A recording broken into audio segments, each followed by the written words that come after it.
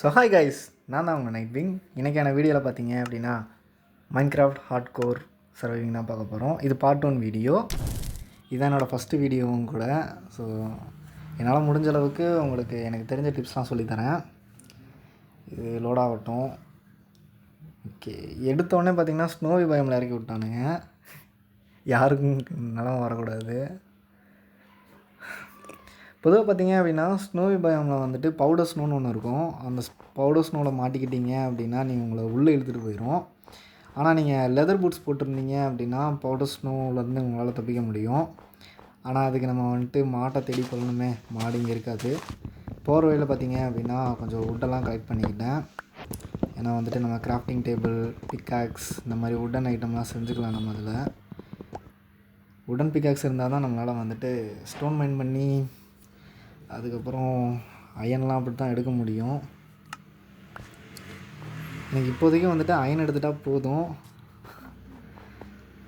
கொஞ்சம் முடிஞ்ச அளவுக்கு நான் இந்த ஸ்னோவி பயம் மட்டும் வெளியே போக தான் பார்க்கணும். ஆனால் போகிற வழியில் பார்த்தீங்க அப்படின்னா ஷுகர் கேன்லாம் கலெக்ட் பண்ணிக்கிட்டு இருந்தேன். அப்படியே ஃபுல்லாக தேடல் தான். ஆனால் இங்கே பார்த்தீங்கன்னா தெரியும், இங்கே பாருங்களேன் எப்படி உடஞ்சி விழுந்துச்சுன்னு.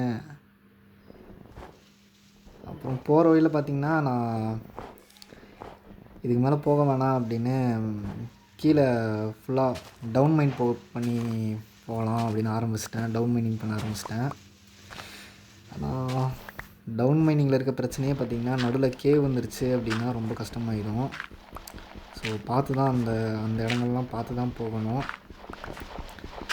நான் வந்துட்டு இன்னொரு ஹார்ட்கோர் வேர்ல்டு வச்சுருக்கேன். ஆனால் அந்த வேர்ல்டில் வந்துட்டு பார்த்திங்கன்னா நான் ஃபுல்லாக எண்டர் ட்ராகன் பீட் பண்ணிட்டேன். ஆனால் நான் ரெக்கார்ட் பண்ணல. வேணும்னா சொல்லுங்கள், நான் என்னோடய அந்த ஹார்ட்கோரோட டூர் வீடியோ வேணால் போடுறேன். முடிஞ்சால் நம்ம அதுலேயும் வந்துட்டு ஏதாவது பில்டிங்லாம் பண்ணலாம். இந்த இடத்துல ஃபுல்லாக கொஞ்சம் க்ளியர் பண்ணிவிட்டு கொஞ்சம் ஓரளவுக்கு நீட்டாக வச்சுட்டு நம்ம கீழே மைனிங் பண்ணி ஏதாவது கோல் கிடைக்குதான்னு பார்க்கலாம். கோல் கிடைக்கல அப்படின்னா வுட்டை தான் எடுத்து சார்கோல் செய்யணும். அப்புறம் கோஆர்டினேட் டிஸ்பிளேட்லாம் ஆன் பண்ணிட்டேன். வேணும்னா சொல்லுங்கள். இந்த இதில் இந்த சீடில் நல்ல நல்ல லூட்லாம் போகிற போக்கில் கிடச்சி அப்படின்னா நான் வந்துட்டு இந்த வேர்ல்டு சீடை வந்துட்டு சொல்கிறேன். இது வந்துட்டு நான் பிரைடாக தெரியணுன்றதுக்காக இந்த மாதிரி சொன்னேன். எனக்கு இது கொஞ்சம் இதுவாக டார்க்காக இருந்ததுனால நான் இந்த இடத்துல இந்த மாதிரி பிரைட் பண்ணிட்டேன் நானேவும். அப்புறம் கொஞ்சம் காப்பிள் ஸ்டோன்லாம் இருந்துச்சு. அதை வச்சு நான் ஃபர்னஸையும் பிக்காக்ஸையும் செஞ்சுக்கிட்டேன். ஃபர்னஸில் வந்துட்டு ஒரே ஒரு போர்க் மட்டும் இருந்துச்சு. அந்த போர்க்கை வந்துட்டு நம்ம குக் பண்ணிடலாம்.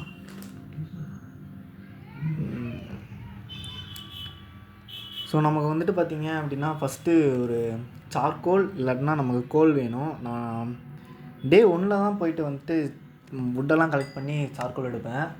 ஸோ அதுக்கப்புறம் ஃபுல்லாக கீழே போய் மைனிங் தான் பண்ணிகிட்ருப்பேன். எனக்கு இந்த மைனிங்லேயே வந்துட்டு பார்த்திங்க அப்படின்னா ஒரு அதிசயம் நடக்கும். நீங்களே பாருங்கள். இந்த இடத்துல கொஞ்சம் லாப்பிஸ்லாம் கிடச்சி அப்படியே ஃபுல்லாக ஸ்டோன் பேர் தெரில, ஆனால் அந்த ஸ்டோன் தான் இருந்துச்சு. ஃபுல்லாக மைன் பண்ணிட்டு கீழே போயிட்டே தான் இருந்தேன். அப்புறம் இந்த மாதிரி ஸ்ட்ரிப் மைனிங் பண்ணும்போது கேவெல்லாம் வரும். அந்த கேவெல்லாம் வந்துட்டு நம்ம அவாய்ட் பண்ணணும் அப்படின்னா அந்த இடத்த மூடிட்டு வேறு சைடு போகணும் நம்ம. அப்போ தான் அந்த மாதிரி கேவ்ஸ்லாம் நம்மளால் அவாய்ட் பண்ண முடியும்.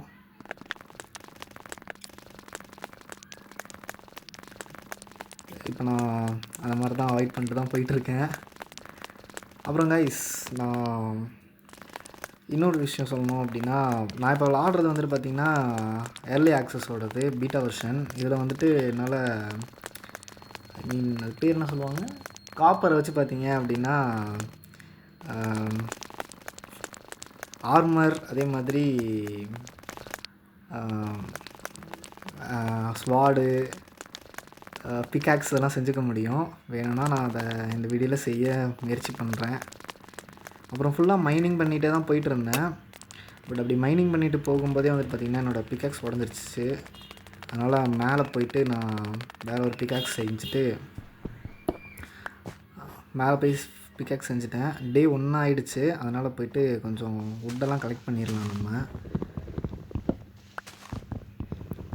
வுட்டெல்லாம் கலெக்ட் பண்ணிவிட்டு வுட்டெல்லாம் கலெக்ட் பண்ணிட்டேன். அதுக்கப்புறம் கொஞ்சம் இது ட்ரீ இருந்துச்சு, அந்த ட்ரீயெல்லாம் வந்துட்டு அப்படியே நட்டு வச்சுட்டேன். ஏன்னா நமக்கு வந்துட்டு ஃப்யூச்சர் யூஸ்க்கு வேணும் ட்ரீ. மரம் விட்டுனா அதை வந்துட்டு வளர்க்கணும். சரி, என்கிட்ட வுட்டெல்லாம் இருந்துச்சு. அந்த வுட்டை வந்துட்டு நான் எரிக்க ஆரம்பிச்சிட்டேன். ஏன்னா சார்கோல் வேணும். இன்னொரு ஃபர்னஸும் செஞ்சுக்கிட்டேன். ஏன்னா என்கிட்ட காப்பர் இருந்துச்சு இல்லையா, அந்த காப்பரை உருக்கி நான் கொஞ்சம் காப்பர் ஆர்மர்லாம் செஞ்சுக்கலாம் அப்படிங்கிறதுனால பார்த்திங்கன்னா காப்பர் உருக்க ஆரம்பிச்சிட்டேன். இந்த காப்பரில் வந்துட்டு பார்த்திங்க அப்படின்னா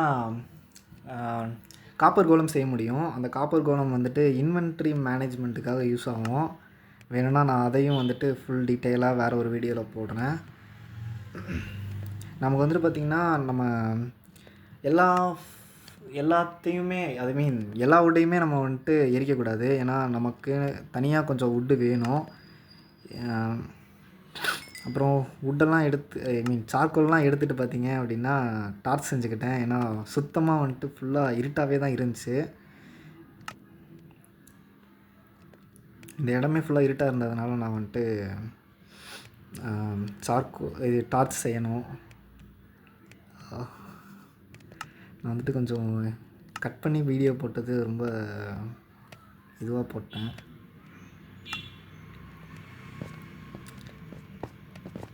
மேலே போய் டார்ச்சை ப்ளேஸ் பண்ணிட்டேன். இப்போ ஓகே, இப்போ அப்படியே கீழே போயிட்டு நம்ம மைண்ட் பண்ண ஆரம்பிச்சிடலாம்.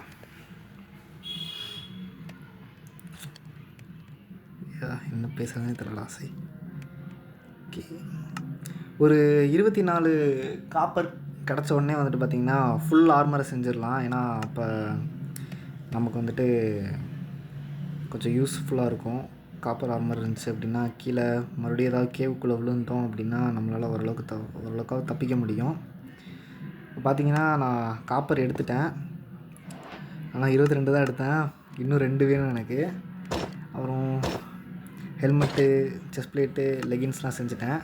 ஷூக்கு மட்டும் பார்த்திங்க அப்படின்னா நான் இன்னும் 2 அங்கேருந்து எடுத்துக்கிட்டேன். கரெக்டாக 2 கிடச்சிருச்சு. அதனால் ஃபைனலி பார்த்திங்கன்னா ஃபுல் காப்பர் ஆர்மரோட இருக்கேன். இப்போ